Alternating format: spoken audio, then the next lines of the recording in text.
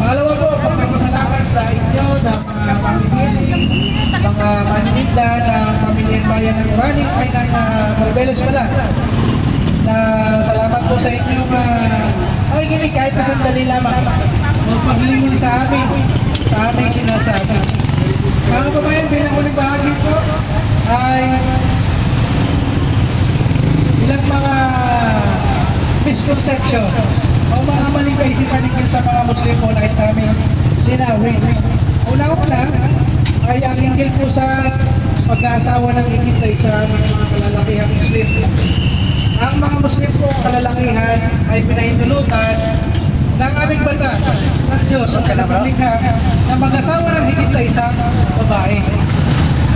Hanggang 4 po, to be specific.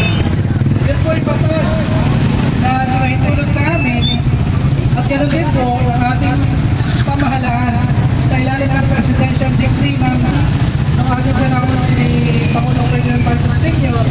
ay kanyang pinasinayaan Muslim Civil Code of the Philippines na kung saan nagsasabi roon ang isang lalaking Muslim ay maaaring mag-asawa ng higit sa isang babae hanggang 4 po.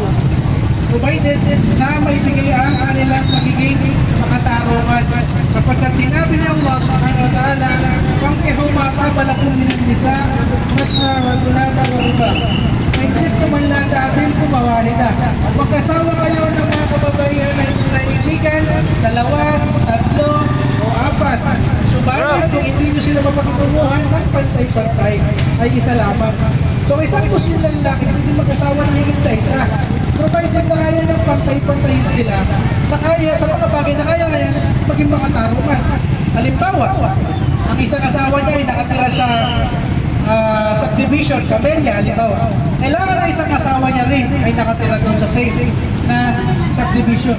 Kung asawa niya ay mayroong Fortuner, yung isang asawa niya ay dapat bigyan niya rin ng Toyota Fortuner. Kung hindi mo kaya yun, huwag ka mag-asawa ng higit sa isa. Ha? Bagamat gusto mo, sabi nga nila, kung mag-asawa ka ng marami, huwag ka na mag-Muslim. Kasi sa Kristiyano, ay hindi lang 4, pwede mas marami doon. Pwede hindi mo na bigyan ng magkaroon yung mga asawa mo, kahit girlfriend mo, kahit hindi mo pakasalan. Pwede yun sa Kristiyano, sa ito pang mga pananampalataya. Sa Muslim hindi. Kailangan makatarungan ka. Responsibilidad mo, nag-asawa ka ng higit sa isa. Mayaman ka. O kaya ay may sakit yung isang asawa mo, hindi nanganganak yung isang asawa mo. Hindi ko nihinto ang buhay, bagkus pinahintulutan ka mag-asawa ka pa ng 1, o 2, o 3, o 4. Ganun po ang kagandahan ng Islamikong pananampalataya. Ang mga propeta at mga nagtawa sila ng marami. Si Abraham, higit sa isang asawa. Sa Dawood, David, higit sa isang asawa. Solomon, napakaraming asawa. Ito'y gawain ng mga Ayan, may sister po na nagbigay. Pang merienda raw ng mga brothers na kasama dito. Mashallah. Wala kayong makikita sa mga sulatan. Daling mo. Anak niyo yun? Napakaraming kababayan. Dito naman, titingnan nyo sa palengke. Sino mas maraming nandito? Lalaki o babae? Mga kababayan. Punta ka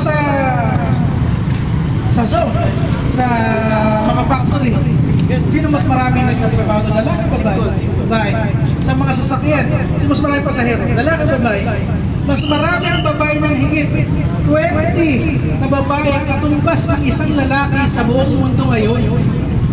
Tapos silang mga kababayan, gusto rin nilang maging nanay, gusto rin nilang magkaroon ng pamilya, gusto rin nilang magkaroon ng anak. Ipagkakaiba natin sa kanila kung 1:1 lamang ang pag-aasawa ng mga tao. Kaya ang Islam, binibigyan sila ng pagkakataon, at least hanggang 4 maging asawa sila. Kaysa sila ay pakinabangan na ibang tao, pakinabangan na sa komunidad. Ha? Na hindi maganda, public commodity. Ang mga kababayan, hindi po. Ang mga kababayan ay ginagalak, tinataas, nagpipitaganan yan. So yun yung pangalawa kong punto, ng pagsusuot ng hijab. Ang pagsusuot ng pananamit ng mga Muslim. Makikita nyo na Muslim yung babae kung nagkatalokbok. Yung babae na yun, pinangangalagaan niya ang kanyang kagandahan, ang kanyang buhok, ang kanyang pangakatawan para sa kanyang asawa lamang. Walang pakialam yung kapitbahay niya, yung kumpare pakikinabang sa kanyang pisikal na kagandahan. Walang iba pa. So ganun lang sa Islam, ang mga kababaihan ay parang perlas, nasa loob ng kabibi, pinakangalagaan. Hindi na hinahayaan lamang sa daan. Noong unang panahon, ang haba ng suot ng mga kababaihan, noong panahon ng mga Kastila, alam natin, magandang panahon, naging maikli, hanggang sa kakunti na lamang ang saklok ng mga kababaihan. Baliktad na baliktad kung paano si Mama Mary. Kung sino man, Kristiyanong babae, tatanong sino ang ating ehemplo, sino ang ating tutularan. Si Mama Mary ang pinakamaganda, pinakamayumi na babae sa buong mundo, nabuhay niya sa buong mundo. Paano siya manamit? Mananamit ng katulad na isang Muslim. So kaming mga Muslim, sumusunod pala sa kanyang pamamaraan. Kaming mga Muslim, nagdadamit ng magaya ni Mama Mary. Nagpapatalong po. Kayo na sinasabi nyo na kayo mga Kristiyano, sumusunod kay Jesus Christ, hindi naman kayo sumusunod sa pamamaraan ng mananamit ng kanyang nanay. So huwag naman kayo sasabihin na kami at Kristo. So hindi kami papahalaga sa moralidad at pagandahan, pag-uugali at asal sapagkat kami ay nagpapanatiling ng mga Muslim. Oo, meron sa amin mga pasasama, meron sa amin mga barumbado, meron sa amin mga imot sa mga hindi magagandang bagay. Pero kung titingnan niyo ang mga aral ng Islam at ang mga Muslim pang kalahatan, ay tunay na kami ang mula sa tagapaglikha. Yung aming reliyon, ang mula sa tagapaglikha, wala na iba pa. Kaya kami papahaba ng balbas bilang pagsunod sa para ng mga propeta.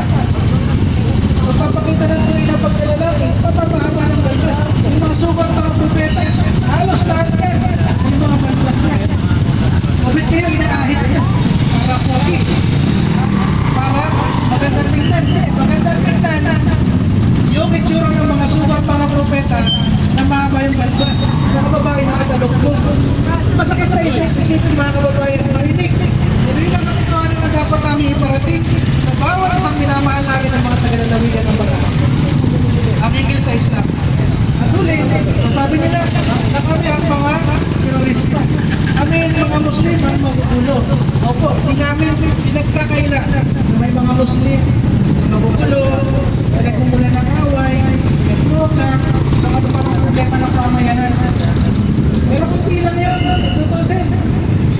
Mabubuti at mababait ang mga Muslim. Dami nyo ang mga kamag-anak na tatrabaho sa bansa Muslim. Masasabihin nyo, nakakatakot yung mga Muslim. Pero bumibili nga kami sa amin ng mga sarungay nga namin kayo eh. Tapos natakot kayo sa mga Muslim. Hindi po ganun.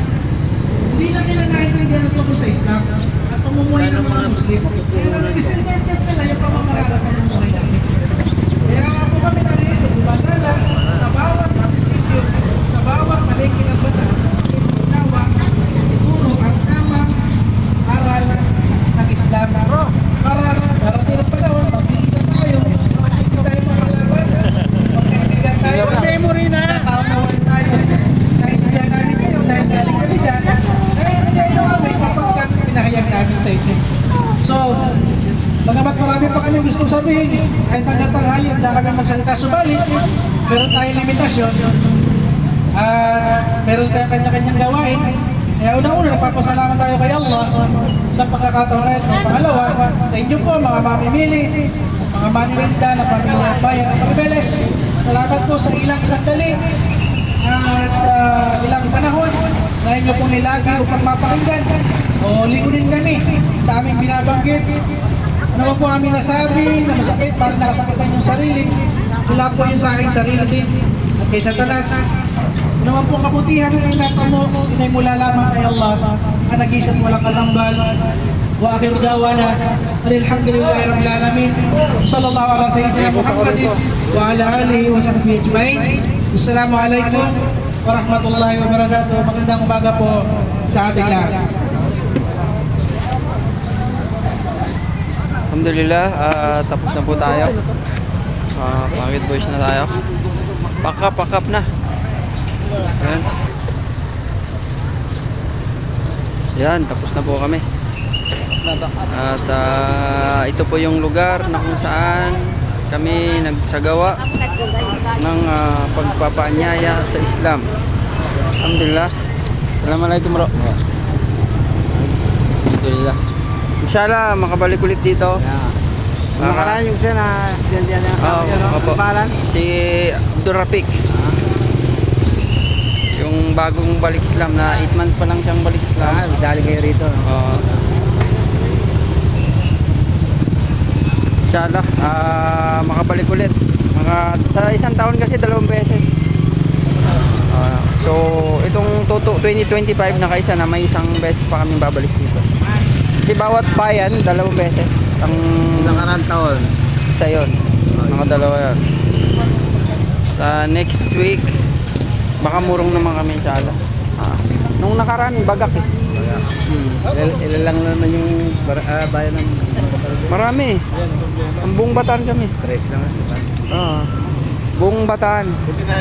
Dinalupihan, Hermosa, Orion, Saman, Limay. Wala pa kami sa Limay, inshallah. Pilar, Orion, di pa kami nagpunta. Orion? Di pa kami nagpunta.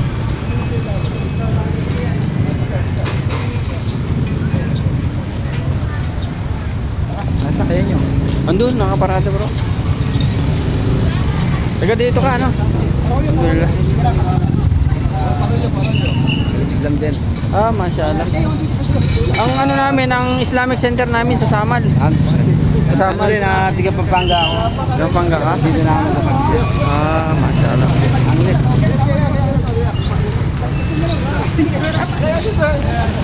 Inisama ko yung kuya ko. Kuya ko meron ko kasama. Oo. Sa may Samal meron. Samal o meron? Hindi, nakakausap ko kapatid niya sa Florida. Ay, yung amir namin. Si Sheikh. Oo, yan. Nagkaroon niya. Nagkausap tayo ng mga yan. Si Bayana. Wala yan. Meron siyang uputangan eh. Tsaka yung isang stud namin. Si Padaw. Stud. Oo. Yung nga nagsalita kanina. Sa may ano, sa may... Dinalupian. Sama kami ng Pasko nun sa ano, sa Makbar, sa may ano. Inshallah bro. Paano bro? Punta na kami. Assalamualaikum ha. Pupunta rin ako doon. Punta rin ba? Sige, saan ka? Dinalupian nga kami. Oo, iba-iba kami. May tiga Dinalupian, may tiga Samal, may tiga Orion, may tiga Pilar. Diyan ako dumadaan pag Basta DGSB. Buwi ako ng Iba-ibang lugar yan, DGSB. Yan. Dumadaan ako dyan, sa Jose. Si Rapek. Sige, inshallah. Alhamdulillah at pauwi na po kami sa aming sasakyan. Inshallah subhanahu wa ta'ala makabalik po kami dito. Tulutan kami ng Allah subhanahu wa ta'ala. So yun, hanggang sa uli at susunod na video. Assalamualaikum warahmatullahi wabarakatuh.